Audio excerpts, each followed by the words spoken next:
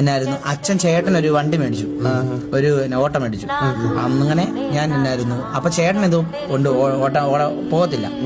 ഞാനത് അപ്പൊ എനിക്ക് ലൈസൻസ് ഉണ്ട്, എനിക്ക് കാറിന്റെ 18 വയസ്സ് അയച്ചു, 19 വയസ്സിലാണ്ടാന്ന് തോന്നുന്നു.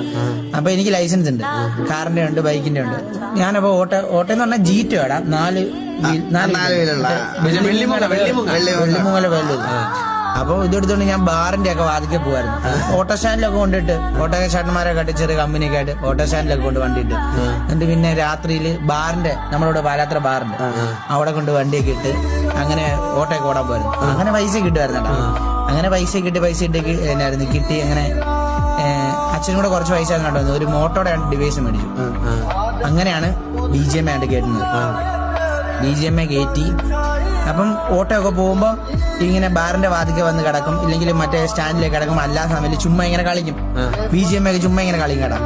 ഓട്ടം പോകുമ്പോൾ ഇതുപോലെ അന്ന് ട്രിഗറൊക്കെ ഉണ്ട്, ട്രിഗറൊക്കെ ആയിട്ട് വണ്ടിയിൽ ട്രിഗറൊക്കെ ഇട്ട് ഓട്ടം പോകുമ്പോൾ വെയിറ്റിംഗ് ഒക്കെ ഉണ്ടല്ലോ. വെയിറ്റിംഗ് എത്രയുള്ളവരെടുക്കും, ഇഷ്ടമുള്ള സമയം എടുക്കും. നമ്മൾ പൈസ ഒന്നും മേടിച്ചിട്ട് മേടിക്കുന്നില്ല, വെയിറ്റിംഗ്